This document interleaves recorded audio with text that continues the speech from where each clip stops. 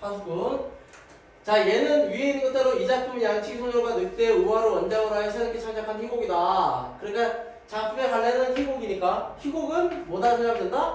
연극의 대본이다. 연극의 대본이고 연극의 대본으로서 뭐가 중심이냐? 바로 대사가 중심이다. 잘 기억을 해놓고 가시면 됩니다. 알겠죠? 자, 그러면서 내용을 보시면 먼저 파수꾼, 그래서 파수꾼 가가 있고 파수꾼 나가 있고, 그래서 파수꾼 가나 나 같은 경우에는 말 그대로 습격을 해서 알리는 역할들, 그 다음에 촌장과 마을을 다스리는 통치자, 파수꾼 나는 파수꾼에 대기 위해서 새로 파견된 사람, 이렇게 되어 있는데 주 역할은 이 두 사람이 하는 거야. 알겠죠? 자, 파수꾼들은 마을 밖 황야에 세워진 망루에서 이리떼가 나타나는지를 끊임없이 감시한다. 마을 사람들은 파수꾼이 이리떼가 나타났다고 양철복을 두드리면 언제라도 대피하기 위해 만반의 준비를 하고 있다.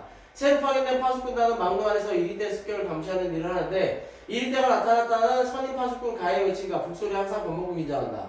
마을에서는 이리떼가 나타났다는 신호에 겁을 먹고 피하다가 다리가 부러지는 사람이 생기기도 하고 한 아이가 우물에 빠진 일도 일어난다. 어느 날 저녁 파수꾼단은 다른 파수꾼들이 잠을 자는 사이에 망루에 올라갔다가 파수꾼 가가 외치는 이리떼 정체가 흰구름이라는 사실을 안 알고 충격에 빠진다. 파수꾼 다른 촌장에게 편지를 써 이리떼 정체가 거짓임을 알린다라고 얘기한 거예요. 그래서 여기서 나오겠지만 이리떼 같은 경우에는 말하자면 사람들한테 두려움을 주는 존재가 되는 거고, 그 다음에 흰구름은 희망을 얘기하는 거야. 자, 해설자가 촌장이 되어 등장을 한다. 검은 옷차림, 이해심이 많아 보이는 얼굴과 정중한 태도, 그 다음에 낮고 부드러운 음성, 이렇게 되는데 요걸 통해서 이제 볼 수 있는 것들이 뭐냐면 촌장의 이중적인 모습이야. 그래서 겉으로는 굉장히 정중해 보이지만 사실은 굉장히 위선적인 사람인데 그걸 얘기하는 거야. 자, 수고하시는군요, 파수꾼님. 아, 촌장님 여기 웬일이십니까? 추억을 더듬으러 왔습니다. 이 황야는 내가 어린 시절 야생 달리기를 따라 오르곤 했던 곳이죠. 그땐 이리가 무섭지도 않았나봐요. 여기저기 덫이 깔려있고 망루중에 파수꾼이 외치는데도 어린 난 딸기딸기만 열중했었으니까요. 그 즐거웠던 옛 추억, 오늘 아침 나는 그 추억을 상기시켜주는 편지를 받았습니다. 그래, 이곳을 찾아온 겁니다. 라고 얘기하면서 편지를 받은 걸 얘기했다고 얘기를 한 거예요. 잘 오셨습니다, 촌장님. 오래 뵙지 못했더니 그동안 흰머리가 더 많으셨군요. 촌장님도요, 더 늙으셨어요. 오다 보니까 저쪽 덫에 이리가 치여 있었습니다. 라고 얘기를 하는 건데, 자, 나를 치워놓고 다랑 얘기를 하기 위해서야. 이리요, 어느 쪽이죠? 저쪽이요, 저쪽. 찔레던 걸 미치던 거야. 드디어 붙잡는군요. 파수꾼 나 퇴장, 촌장 편지를 꺼내 다행히 보인다. 이건 네가 보낸 거냐? 네, 촌장님. 나를 이곳에 오도록 해서 고맙다. 한 가지 유감스러운 건 이 편지를 가져온 음반이 도중에 읽어본 모양이더라. 이리떼는 없고 흰 그룹은 그 수다쟁이가 사람들에게 떠벌리고 있단다. 조금만 보도도 이곳으로 몰려올 거야. 물론 네 탓은 아니다. 몰려오는 사람들은 말하자면 불청객이지. 더구나 그들은 화가 나서 독이라든가 망치를 들고 올 거다. 라고 얘기를 하는 거야.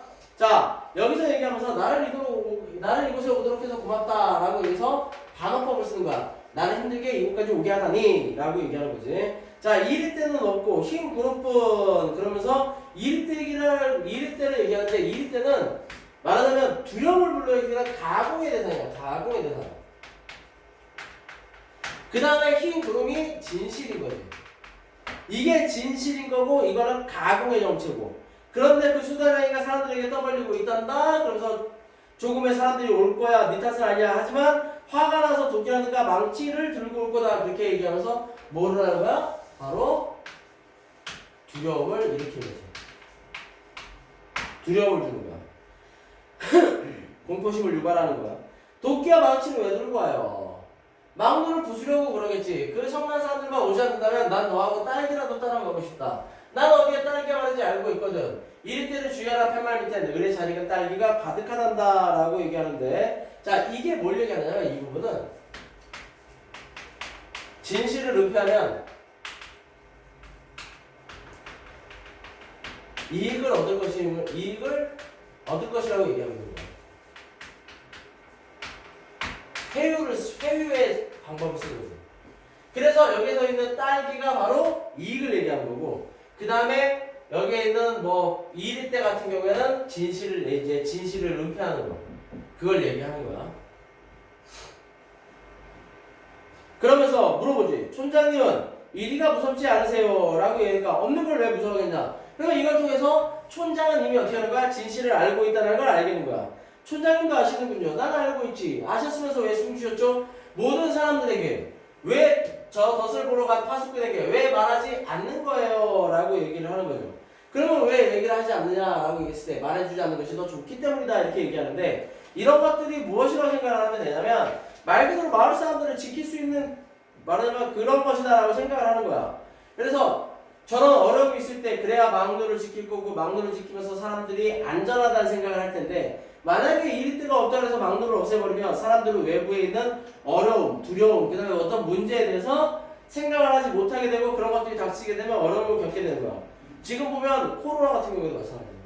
지금 우리나라 같은 경우에는 뭐 사스라든지 메르스라든지 옛날에 겪었던 일들 때문에 대처가 잘 되는지 몰라도 유럽 같은 경우에는 이렇게 말하자면 전염병에 시달려 본 적이 되게 오래됐으니까 쟤네들은 제대로 대처가 안 돼 있었던 거잖아. 그러니까 이탈리아나 스페인이나 저런 나라들이 지금 저렇게 수천 명씩 죽어나가는데도 어떤 방법을 못 쓰고 있는 것들 중에 하나가 바로 그런 것들이라고 생각을 할 수가 있는 거야. 근데 촌장은 그런 얘기를 하면서 말해주지 않는 게 더 좋기 때문이다라고 얘기하는 거야. 그랬더니 거짓말 마세요 촌장님. 일생을 있으시란 곳에서 보내는 것이 더 좋아요? 사람들도 그렇죠. 이리때가 몰려온다. 이 헛된 두려움에 시달리고 사는 게 그게 더 좋아요? 라고 얘기하는 거야.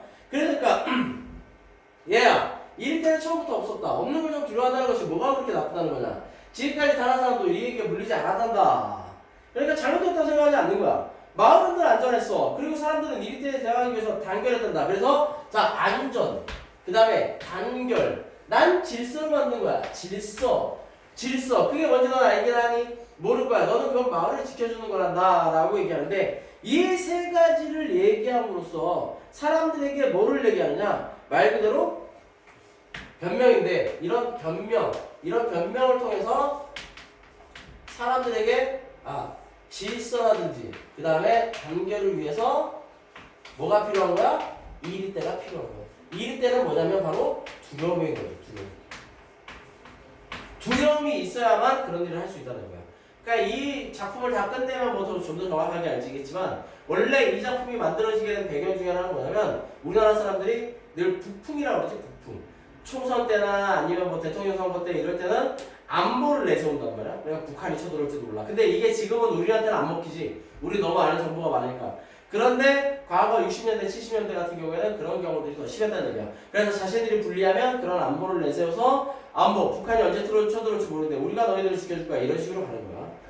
자, 그러면서 물론 저 충직한 파수꾼에게 미안해. 수천 개의 쓸모없는 것들을 보살피고 양철국을 요란하게 두들겼다. 허나말이다. 그의 일생이 그저 헛되다고만 할 수는 없어. 그는 모든 사람들을 위해 고귀하게 희생을 한 거야. 난 네가 이러한 것들을 이해하여 주기 바란다. 만약 네가 새벽에 보았다는 구름만을 고집한다면 이런 것들은 모두 허소가 된다. 저 파수꾼은 늙도록 헛되게 다친 것이 되고 마을의 질서는 부러져버린다. 얘야, 넌 이렇게 모든 걸 헛되게 하고 싶진 않겠지 라고 하면서 협박을 하는 거죠. 쉽게 얘기하면. 그러니까 책임을 떠넘기는 거예요. 제가 헛된 짓을 해요? 제가 본 힘으로만 아름답고 평화로웠어요. 저는 그걸 보여주려는 겁니다. 이제 곧 마을 사람이 온다죠? 잘 됐어요. 저는 망루 위에 올라가서 외치겠어요. 자, 외치겠어요? 뭐라고 외치는 거야? 바로 진실을 밝히는 거예요. 진실을 밝히려고 하는 거예요. 자, 그랬더니 뭐라고? 잠시 동안 굳은 표정으로 침묵. 사실은 웃기도 해. 이리때 그게 뭐냐? 있지도 않은 그걸 이 황에 잔뜩 가득 길러놓고 마을에 와서 노타리를 둘렀다. 망루도 세웠고 양철부터 두들기고 마을 사람들은 무서워서 떨기도 한단다. 하하. 언제부터 내가 이런 거짓말에 익숙해졌는지 모른다만 나도 알고는 있지. 이 모든 것이 잘못되었다는 걸 말이다. 자, 그래서 이제 여기서는 다시 얘기를 하는 거예요. 지금 얘한테 회유했더니 아닌데 그러면 뭐가 다시 반성하는 척으로 얘기해서 방법을 바꾼 거야. 그럼 촌장님 저와 같이 망루 위에 올라가요. 그리고 함께 외치세요. 그래 외치마. 이젠 됐어요. 혼잣말처럼. 그러나 잘 될까? 흰구름. 허공할 땐 그것만으로 마을이 잘 유지될까? 오히려 이때가 더 좋은 건 아닐지 몰라 라고 얘기를 하면서 다시 자신의 생각을 얘기하는 거죠. 그러면서 뭘 망설이시죠? 아니야 아무것도. 난 아직 안심이 안 돼서 그래. 사람들은 망루를 부순 다음에 속은 것에 더 화를 낼 거야. 아마 날 죽이려고 덤빌지도 몰라. 아니 꼭 그럴 거다. 그럼 뭐냐? 지금까지 니네에게 물려준 사람은 단 한 명도 없었는데 흰구름에 첫날 살인이 벌어진다. 그러니까 이걸 통해서 협박을 하는 건데 일종의 진실이 밝혀질 경우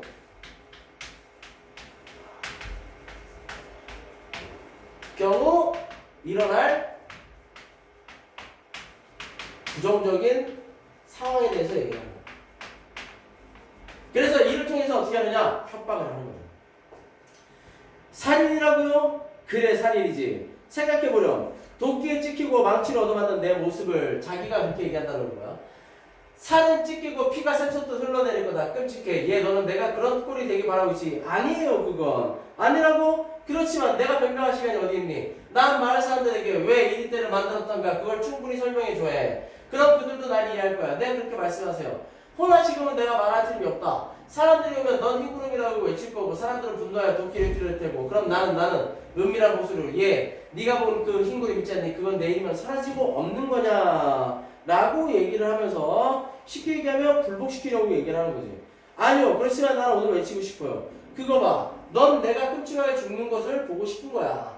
더구나 더 나쁜 건 넌 흰구름을 믿지도 않아. 내일이면 변할 것 같으니까 오늘 꼭 외치려고 그러는 거지. 아하 넌 네가 본 그 아름다운 걸 믿지도 않는구나 라고 얘기를 하면서 거꾸로 또 얘한테 책임을 돌리는 거야. 그건 아니에요. 그럼 그래? 그럼 너는 내일까지 기다려야 돼. 결혼하는 파수꾼 나를 껴안으며 오늘은 나에게 맡겨라. 그러면 나도 내일은 너를 따라 흰구름이라 외칠 테니. 자, 이 위기를 모면하는 거고. 자, 그 다음에 이런 모습을 통해서 위선적인 모습을 알 수 있는 거고. 위선적인 촌장의 모습.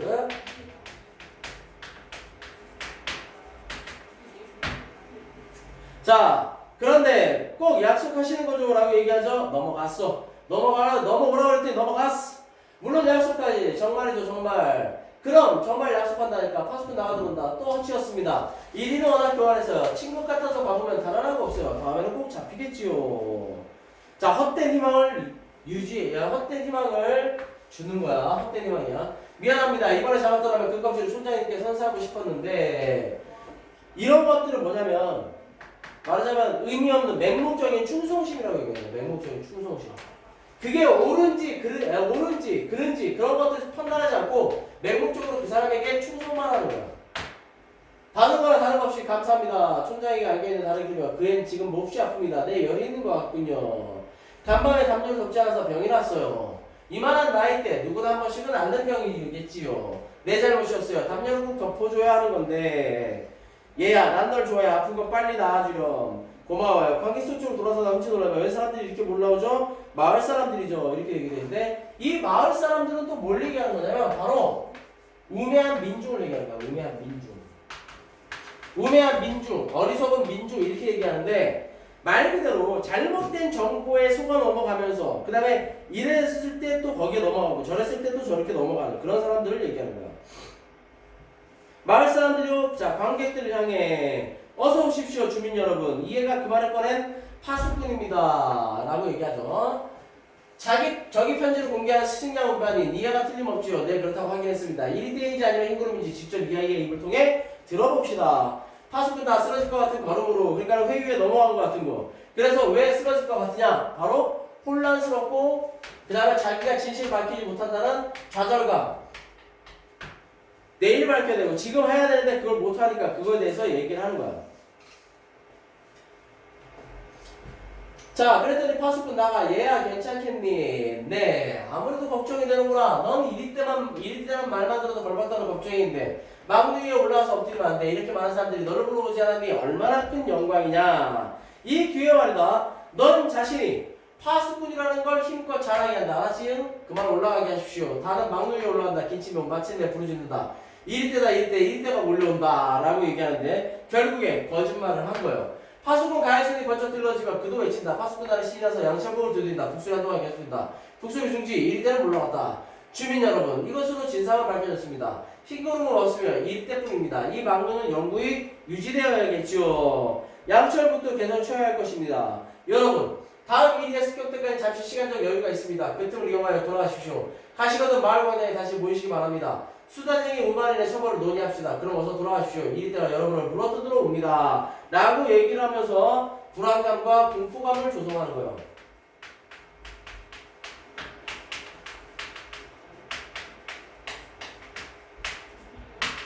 그래서 이런 걸 조성함으로써 어려움을 만들어서 사람들이 이런 공권력의 말을 그러면 부패한 권력이지만 부패한 권력들의 말을 듣게끔 만드는 거야. 그러면서 파수꾼 다가 내려오는데 난 네가 이렇게 용감해질 줄 몰랐구나. 고맙다. 정말 잘해주었다. 그러면서 아니야 난 몰랐던 건 아니었어. 너는 나에게 용감한 사람이 되라고 약속하지 않았니? 난 그때 이미 알아본 거야. 넌 꼭 훌륭한 파수꾼이 될 거라고. 얘 나 좀 보자. 너한테는 안 됐다만 넌 이곳에서 일생을 지내야 한다. 그러면서 고립을 시키는 거야. 근데 마을에는 오지 말아라. 바람 부는 소리가 거치게 들려온다. 난 저 사람들이 싫어. 내 마음은 너와 함께 딸기 따기에 가 있다. 넌 내 추억이야. 너에게는 내가 늘 그리워하던 것이 있다. 사이. 하지만 여긴 너무 쓸쓸해. 사이. 그럼 잘 있거라. 가시려고요, 촌장님. 사람들이 기다리고 있어서요. 제가 저만큼 바래다 드리지요. 덧도 좀 살펴볼 겸 해서요. 함께 걸어가며. 그런데 말입니다. 영철부를 치던 내 모습이 멋있지 않던가요? 그러면서 촌장과 파수꾼 나가 퇴장하고 바람 소리만이 더욱 거칠어지는데 잠시 후 막내의 파수꾼 이때 외친다. 파수꾼 다는 양철복을 두드리기 시작한다. 그래서 이 마지막 부분은 결국 권력에 순응하게 된 지식인을 상징하는 것으로 봅니다. 그래서 여기서 있는 파수꾼 단은 바로 그런 지식인들인데 지식인들이 결국에 권력의 회유에 넘어가거나 그런 부분들을 하면서 자신이 생각하는 걸 정확하게 얘기하지 못하고 그 다음에 그냥 말 그대로 권력에 편승해서 가버리게 되는 그런 부조리함에 대해서 얘기했던 희곡이다라고 생각을 하시면 돼요. 무슨 얘기인지 알겠죠? 그러면 간단하게 학습 활동만 몇 개 살펴볼게요. 자, 이거 학교에서 어차피 해야 되는 부분이고 나오는 부분이니까 등장인물의 특성이다라고 하면 뭐 촌장, 파수꾼다, 마을 사람들이 있는데 파수꾼다는 무지한 사람이죠.